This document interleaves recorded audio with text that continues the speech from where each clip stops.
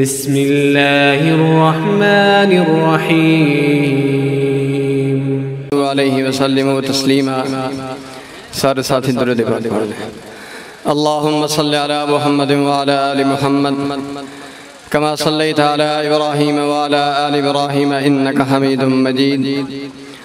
اللہم بارک علی محمد وعلی آل محمد کما بارکت علی ابراہیم وعلی آل ابراہیم انکا حمید مجید. سبحان ربک رب العزت عما یصفون وسلام علی المرسلین والحمد للہ رب العالمین. عزیزان گرامی قدر، میرے دوستوں اور بزرگوں، جیسا کہ آپ کے علم کے اندر ہے کہ آج کے پروگرام کا عنوان عظمت صحابہ و استحکام پاکستان کے نام سے معنون ہے، اور ہم آج اسی نسبت سے جمع ہوئے ہیں جبکہ نماز سے پہلے پہلی نشست ختم ہو چکی ہے. تو پہلی نشست میں آپ حضرات نے شعراء اکرام کے کلام پاک سنے، اور اس نشست میں بھی انشاءاللہ تلاوت بھی ہوگی، نعت وغیرہ بھی ہوگی. لیکن آپ سے گزارش کی جاتی ہے کہ جتنا آپ دل جمی سے، پیار سے، محبت سے تشریف رکھیں گے تو اللہ رب العزت آپ کو اتنے ہی اجر سے نوازیں گے. تو میرے دوستوں اور بزرگوں، اس دوسری نشست کا آغاز تلاوت کلام پاک سے کیا جائے گا. اس سے پہلے میں تمام آنے والے مہمان گرامی، چاہے ان کا تعلق علماء کرام سے ہو، چاہے طلباء اعظام سے ہو، چاہے عوام الناس سے ہو، تمام حضرات کو میں دل کی اتھاہ گہرائیوں سے خوش آمدید کہتا ہوں. اللہ پاک آپ کا آنا قبول و منظور فرمائے اور ہم سب کی نجات کا ذریعہ بنا دے. تو اس سے پہلے کہ میں تلاوت کے لیے کر صاحب کو دعوت دوں، تو آپ حضرات سے گزارش کروں گا کہ جو ساتھی پیچھے بیٹھے ہیں وہ ذرا آگے تشریف لے آئیں، تاکہ پیچھے آنے والے جتنے بھی حضرات ہیں ان کے لیے کوئی پرابلم نہ بنے. تو پیار سے، محبت سے، اللہ نے ٹانگوں میں طاقت دی ہے تو آگے تشریف لے آئیں شکرانے کے طور پہ، تاکہ جتنا ٹائم بچایا جا سکے بچ سکے. کوشش فرمائیں بھی.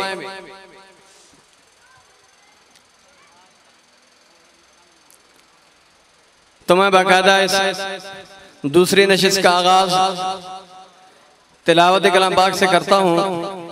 تو میں تلاوت کے لیے دعوت دوں گا فخر القراء قاری عبدالمالک صاحب کہ وہ تشریف لائیں اور اپنے پیارے انداز میں تلاوت کلام پاک فرمائیں. اعوذ باللہ من الشیطان الرجیم.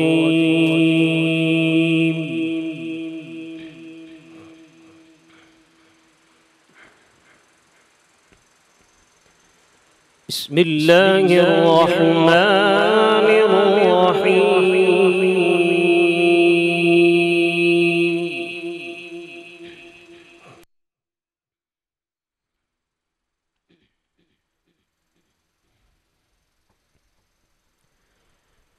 يريد الله ليبين لكم ويهديكم سنن الذين من قبلكم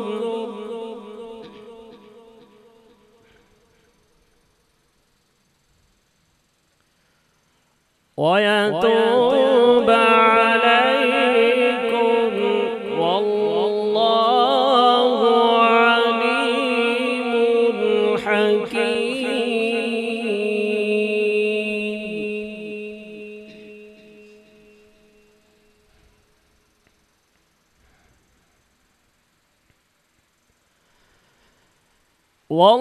والله يريد أن يتوب عليكم ويريد الذين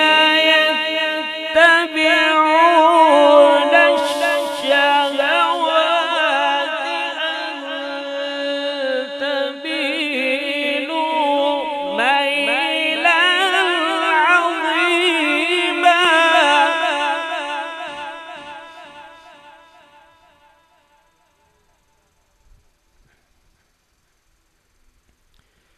يريد الله أن يخفف عنكم وخلق الإنسان ضعيفا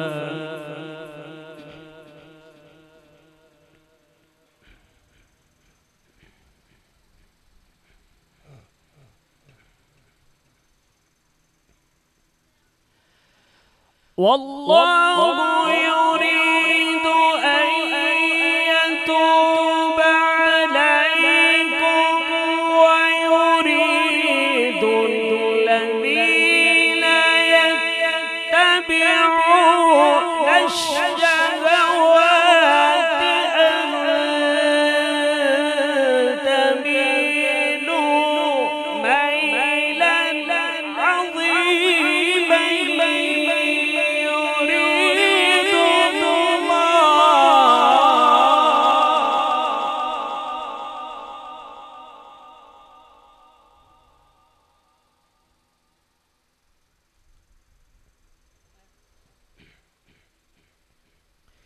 يريد الله أن يخفف عنكم وخلق الإنسان ضعيفا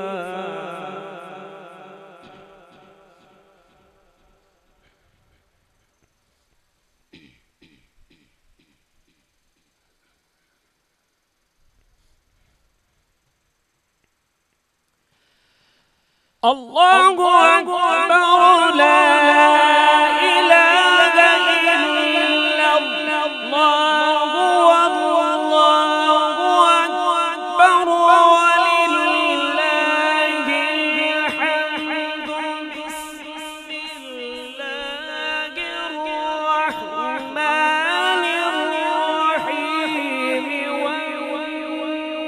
والنجم إذا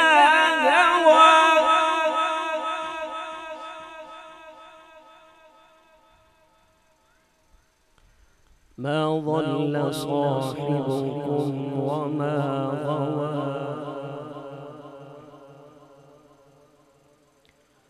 وما ينطق عن الهوى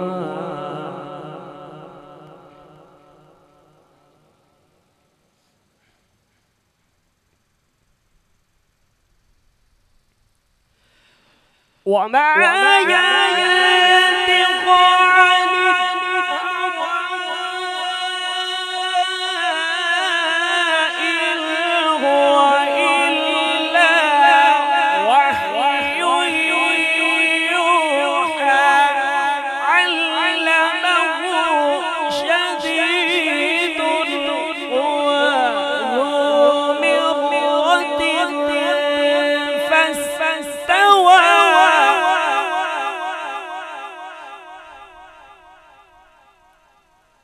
وهو بالأفق الأعلى ثم دنا فتدلى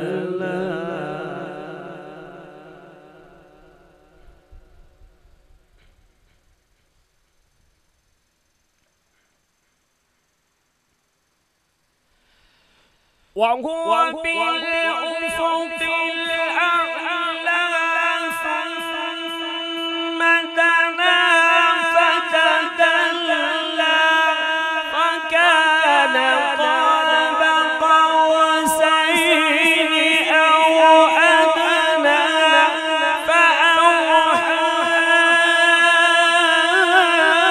إلى عبده ما أوحى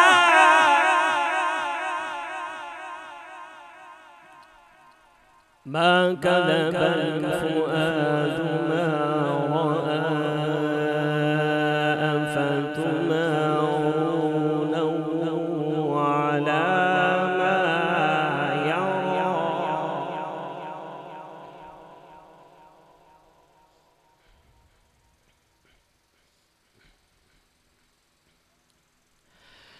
ولقد رآه نزلة أخرى عند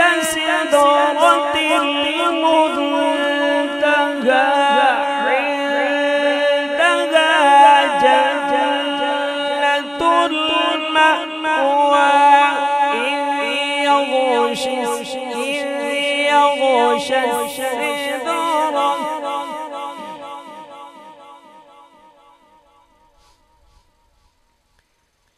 إذ يغشى السدرة ما يغشى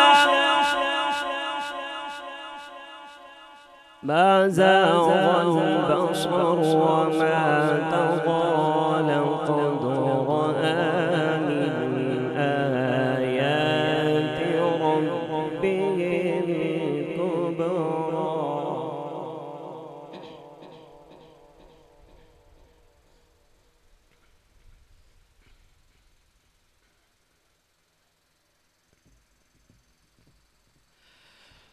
الله أكبر بسم الله الرحمن الرحيم قرأ باسم ربك الذي خلق خلق الإنسان من علق اقرأ وربك الأكرم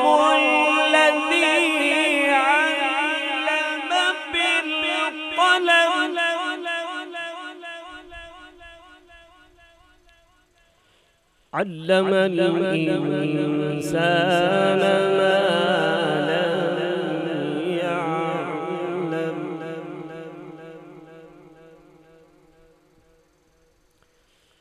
كلا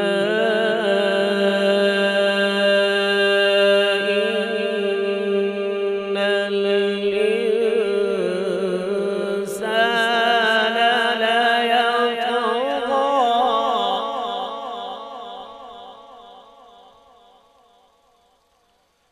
أن رآه استغنى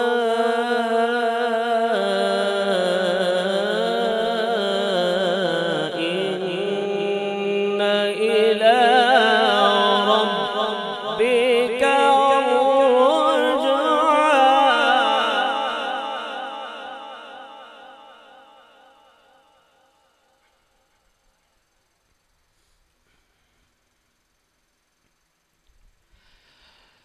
خلق الإنسان من علق اقرأ وربك الأكرم الذي علم بالقلم علم الإنسان ما لم يعلم كلا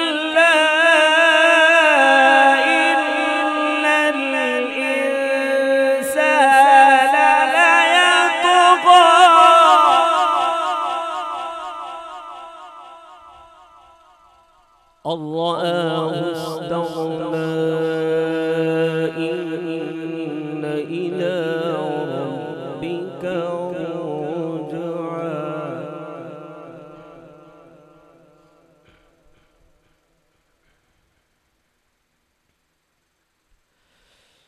كلا إن الإنسان ليطغى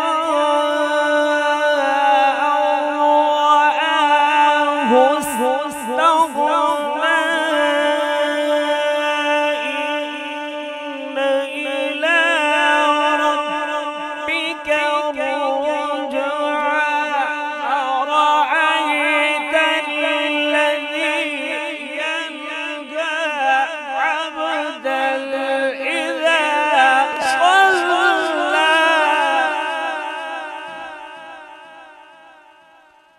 عبدا إذا صلى صدق الله